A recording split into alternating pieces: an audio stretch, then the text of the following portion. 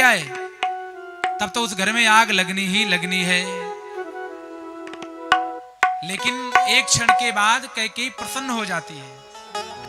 कह रहे हैं कि देख, मैं तेरे ऊपर कभी सपने में भी गुस्सा नहीं कर सकती, मैं तेरे ऊपर गुस्सा नहीं कर रही हूं। मुझे गुस्सा इस बात की आई कि तू मेरे घर में ऐसे क्यों बोल रही है।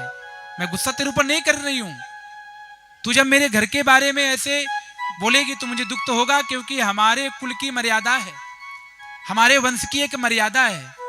मर्यादा ये कि राम तिलक जौ सोचेऊ काली, जेठ स्वामी सेवक लघु भाई। हमारे यहाँ पर जो सबसे बड़ा भाई होता है उसी का सबसे पहले राज तिलक होता है।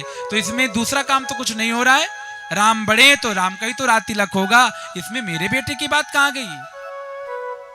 और मैं कहती हूं कि राम तिलक जो साचेऊ काली, यदि सच में यदि कल राम का राज तिलक होने वाला हूं, देव मांगु मन भावत आली। मांग, तुझे क्या चाहिए। यदि सच में मेरे राम का कल राज तिलक होने वाला है तो तू जो मांगेगी वो मैं तुझे सब दे दूंगा। जो मैं 9 लखा हार भी पहन रखा है वो भी तुझे उतार करके दे दूंगी, यदि कल राम का राज तिलक होने वाला है।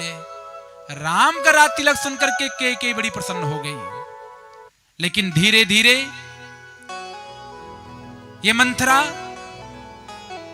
अपने मीठे मीठे जहर समान शहद घोल करके ऐसे ऐसे बातें कर रही है कि जब कैकेयी जैसी नारी भ्रमित हो सकती है तो आप और हम तो सामान्य, हम क्यों नहीं भ्रमित हो सकते, हम क्यों नहीं बिगड़ सकते।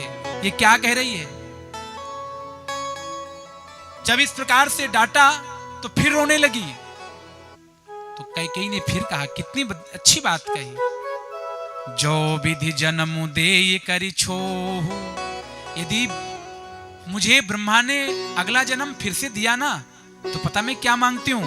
हो हूं राम सिय पूत पतोहु। मैं चाहती हूं कि अगले जन्म में राम मेरा बेटा बने और सीता मेरी बहू बने। मैं ऐसा सोचती हूं, यदि अगला जन्म मुझे फिर से मिले।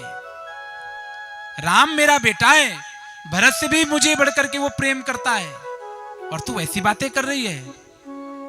लेकिन इस सुख के समय में, प्रसन्न के समय में तू बड़ी दुखी है।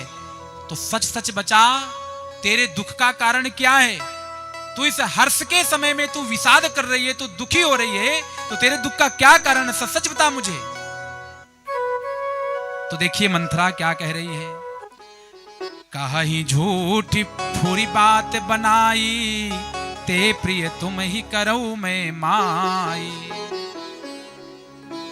रानी मंथरा कह रही है, रानी कैकेयी, बिटिया तुझे तो जो झूठी और सच्ची बात लोग जो तुझे बता जाते हैं वही तुझे सबसे अच्छा लगता है। लेकिन मैं तुझे सच सच बता रही हूं तो मैं बड़ी बुरी लगने लगी। मैं तेरी दुष्ट हो गई। हमहू कहा भी अब ठकुर सभाती। हम तुझे मीठा मीठा बोल करके तुझे हम भी पसंद कर सकते हैं, लेकिन नहीं, मैं तो तुझे वही कहूंगी जो सच सच होगा। इसलिए सुन मेरी बात। क्या है। प्रिय सिय राम कहा तुम रानी। रानी, तुमने जो कहा कि मुझे सीता और राम दोनों प्रिय हैं, मुझे दोनों अच्छे लगते हैं, ये बात ठीक है। लेकिन ये पहले वाली बात थी, विवाह से पहले सब ठीक था। विवाह के बाद का समय बदल गया है। आप लोग भी कहते ना, बेटो मारो विवाह करने पचे बदल गयो, चेंज हो। विवाह के बाद बदल गया बेटा। तो रानी सुन, तेरा राम, तेरी सीता, ये पहले अच्छे थे जब विवाह हुआ था, लेकिन अब वो समय नहीं रह गया, समय बदल गया है। कभी कभी समय बदल जाने पर, सवाईनाथ जी, कभी कभी समय बदल जाने पर जो अपने मित्र भी होते हैं वो भी दुश्मन बन जाते हैं। जब समय प्रतिकूल जाता है, जब तक आपके पास धन है, पद है, ताकत है, मान है, सम्मान है, लेकिन जब जीवन में प्रतिकूलता आती है, बुरा समय चलता है, तो वही मित्र आपके शत्रु बन जाते हैं। तो कैकेयी, जिस राम को तू पुत्र कह रही ना, वही राम तेरा सबसे बड़ा शत्रु होगा। जरी तुम्हारी चह सबती उखारी, रूंदों करी उपाय बरबारी। सुन, तेरी जो सौत कौशल्या है ना, वो तुझे जड़ से उखाड़ना चाहती है। ये देखो ऐसी सी बातें करने लगी। और जिस घर में दूसरी स्त्री जाकर के तुम्हारे घर में ऐसा बोले और तुमने उसको स्वीकार कर लिया, तो फिर उस घर में सीता नहीं ठहर सकती, लक्ष्मी नहीं ठहर सकती। उस घर से तो सीता को जाना ही पड़ेगा, लक्ष्मी नहीं ठहर सकती। कि